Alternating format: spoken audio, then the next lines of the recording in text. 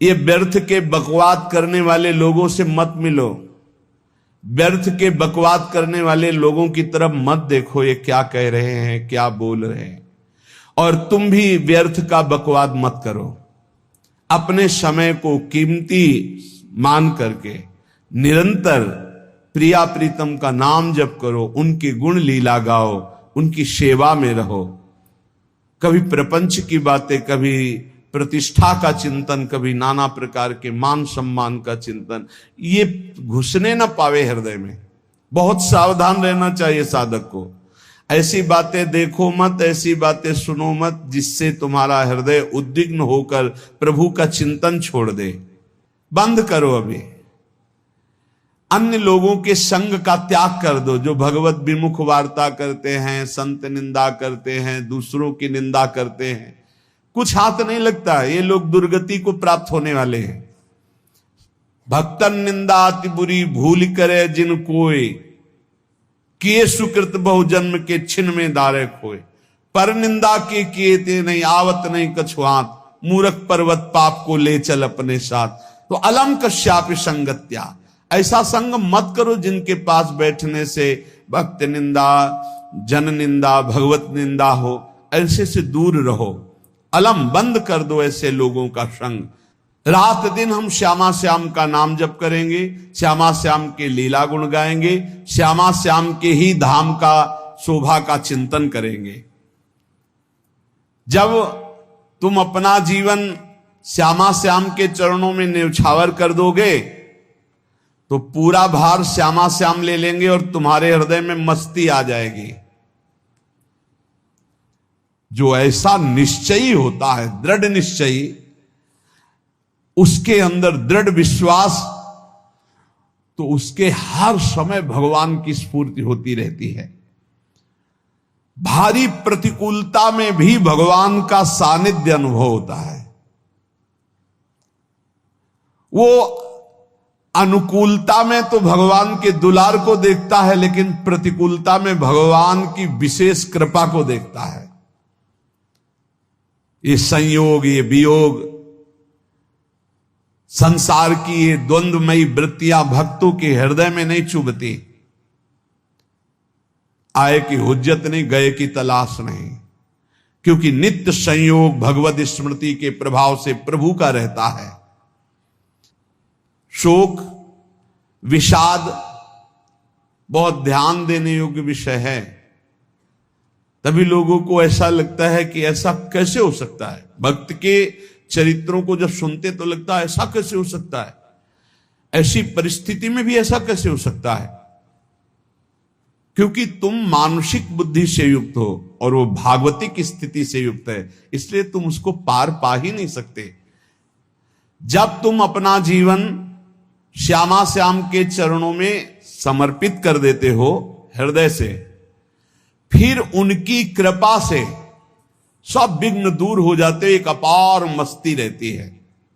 नहीं तो शोक, विषाद, दुख, क्लेश, कष्ट, संताप, भय, उद्वेग, ये सदैव सताते रहते हैं। इसी से डिप्रेशन होता है। बार बार नकारात्मक चिंतन, शोक, विषाद, दुख, चिंता, क्लेश, संताप, भय, उद्वेग, यही पूरे मानसिक स्तर को नष्ट कर देते हैं। उत्साहहीन जीवन हो जाता है। जब तुम श्यामा श्याम को समर्पित हो जाते हो तो ये सब प्रवेश भी नहीं करते, एक अपार मस्ती बनी रहती है। अब क्या होगा? श्यामा श्याम जो करेंगे वही होगा। श्यामा श्याम पता नहीं कैसा करें, नहीं, वो सदैव मंगल भवन है, वो जो करते महामंगल होता है। यह निश्चय उपासक के हृदय में आ जाना चाहिए।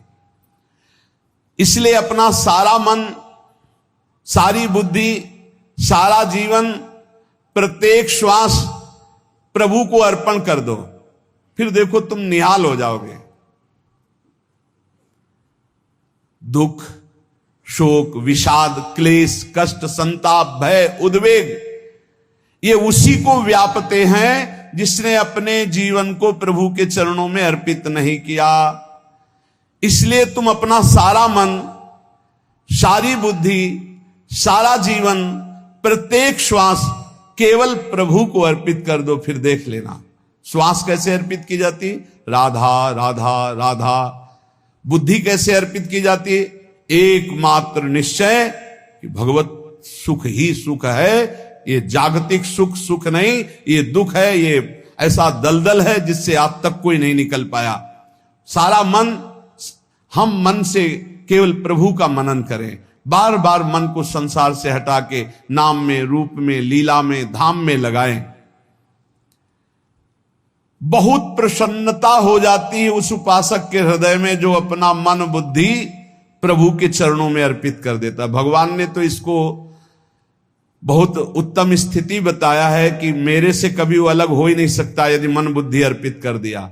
मय्येव मन आधत्स्व मयि बुद्धिम निवेशय, तो निवश्य मयि एव अत ऊर्ध्वम न संशया, बिल्कुल संशय नहीं, वो मेरे में ही निवास करेगा जिसने मन और बुद्धि अपनी मेरे में अर्पित कर दी।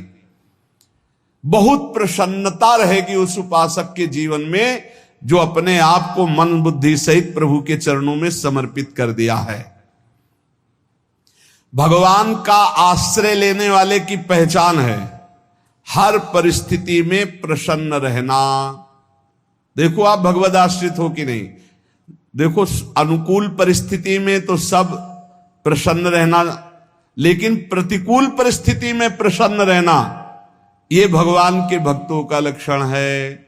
हर परिस्थिति में प्रसन्न रहना ये भगवान के भक्तों का लक्षण है।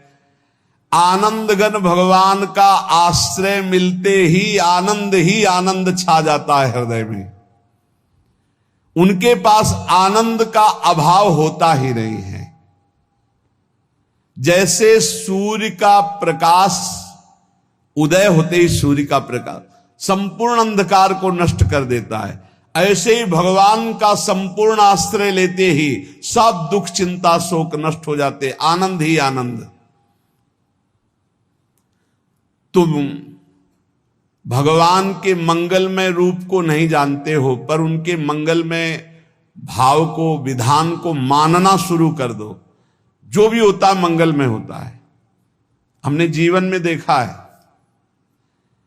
अगर इधर कोई बहुत बड़ा सुख दिया तो देर नहीं लगेगी, 24 घंटे नहीं व्यतीत होंगे और ऐसे दुख दे देंगे, जिससे दोनों का समान भाव रख करके ना दुख में तुम भूलो प्रभु को, ना सुख में फूलो, सीधे भगवत मार्ग में चल। पूरे जीवन की बात देखा है, भगवान के मंगल विधान में सदा सर्वदा सुख ही सुख है, इस बात को मान के प्रसन्न हो जाओ। जब भगवान का भजन करने वाले की तन्मयता बढ़ती है भजन में, तो द्वेषी जन अपने आप तैयार हो जाते हैं। भक्त कभी किसी से द्वेष नहीं करता, अपने आप वो द्रोह करने लगते। तो नरसिंह मेहता जी से बहुत गांव के कई लोग थे जो जलते थे, ऐसे जलते थे कि अब क्या करें, कैसे मिटा दे नरसिंह मेहता जी को। अब उपाय तो मिल नहीं रहा था। तो एक दिन संतों की मंडली आई और उन्होंने कहा कि हम रास्ते में कोई चोर आदि धन ना ले ले, इसलिए यहां से किसी की हुंडी चलती है क्या द्वारिका में? पहले ऐसा था। बोले हाँ हमारे यहां बहुत बड़े सेठ हैं नरसिंह मेहता जी, पर आप कहोगे वो मना कर देंगे। कई बार कहोगे, अगर वो स्वीकार कर ले तो वहां। और उनका लक्ष्य था कि नरसिंह मेहता जी की तो खाने की भी सुविधा नहीं थी, हुंडी कहां की बात है।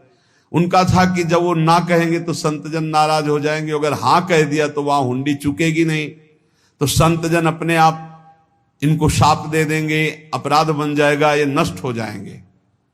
संतों को भेजा नरसिंह मेहता जी ने, सबकी दंडवत की, चरण पखाड़े। तो उनका ये इतना रुपया है, द्वारिका में साधु सेवा हम करेंगे, वहां तुम्हारी हुंडी चलती है, तो आप अरे उनका आप कहाँ भूल रहे हो, यहाँ खाने की भी व्यवस्था।